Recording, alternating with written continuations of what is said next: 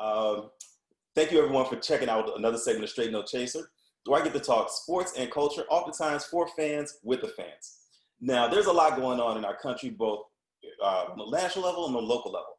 We've got the third week of professional football here that's starting. We've got the start of the NBA finals that are starting tonight. The Lakers taking on the Miami Heat. We also have here on the local level, the Chicago Cubs and the Chicago White Sox that are in the middle of a pennant chase. So there's a lot going on, but nothing more important than what has been taking place on a national level. Most importantly, what transpired last night during last night's presidential debate. So there's been a lot of conversation around what transpired, some of the things that have been said. I know that there's some people out there with some strong opinions and thoughts. So before we get into it, before I dive into it, you know how we do it? You got it at home? Raise your glass. We're about to get into it. Straight No Chaser. So, with that, I want to have a couple other questions just to, because I try and keep it down to an hour, but a couple other questions that I wanted to put out there. Did your opinion or voting ideology sway either direction based off the information that you got for the candidates? Did you, or what candidates' behavior? As Tracy said earlier, there was a lack of decorum on both parts.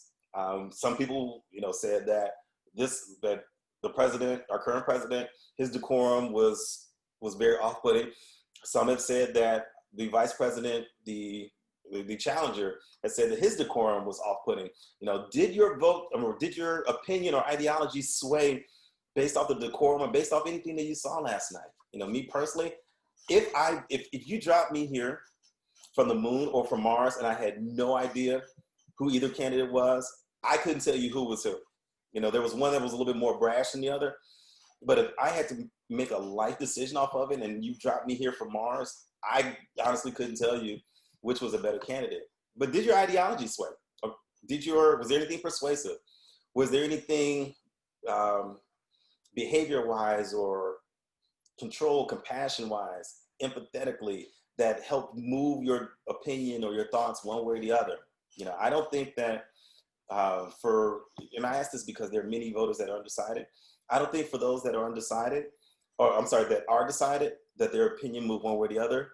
But as a person that's undecided, that's still really struggling with, wow, which candidate am I grasping onto? Which one should I move forward with? I'm not sure if there was enough last night to sway one or the other. There was some talk about, and some discussion in Pennsylvania, and again, this is very limited information, very limited study, but in Pennsylvania, there was a report that in Pennsylvania, there was a group of suburban white women between the ages of 35 and 45 that were really put off by our current president's decorum, his behavior, and the way that he comported himself on a national platform, on a national stage. But that was just one article that I came across, and that was from a group in Pennsylvania. But I don't know how that reflects in the rural areas.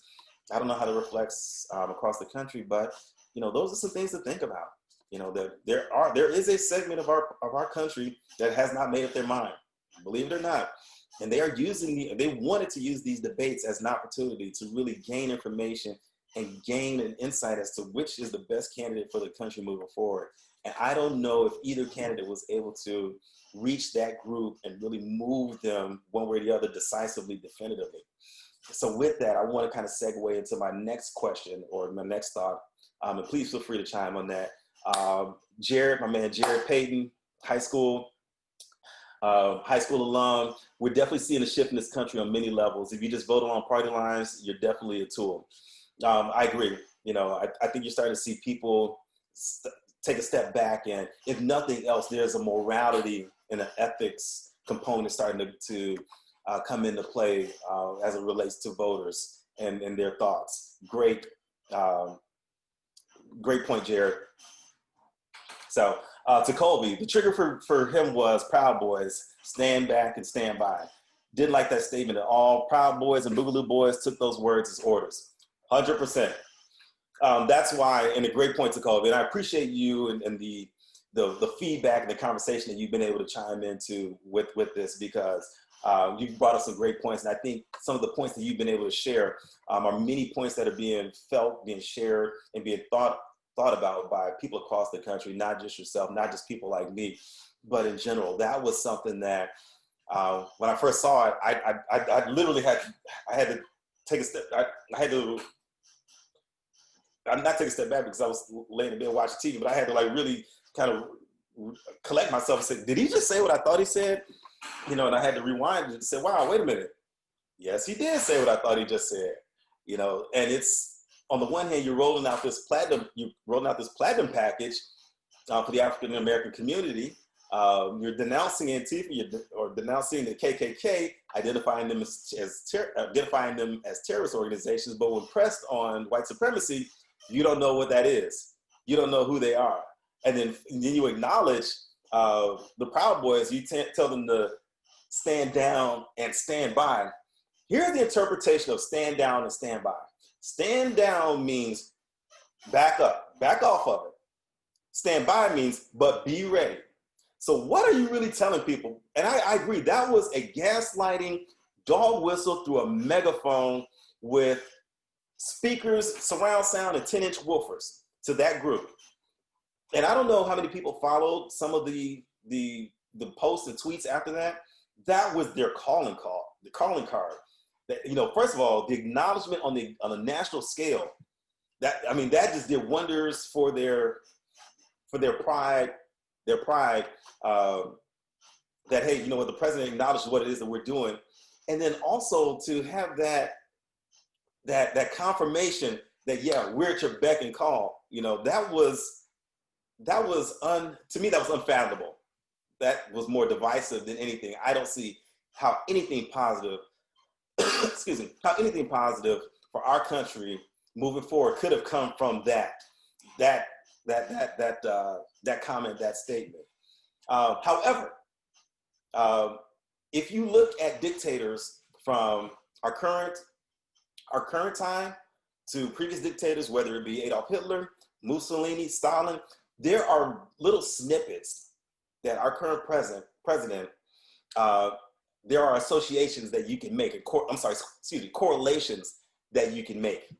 And the Proud Boys and Boogaloo Boys, they're very, very similar to some of the groups that are happening in Russia as it relates to dealing with dissent or individuals that are not in alignment with Putin. I'm not saying that this is his intent, but there are correlations that you can look at in terms of things that our current president says, things that our current president has done. And if you look, there are correlations to previous dictators and things like that. But that was a statement that kind of really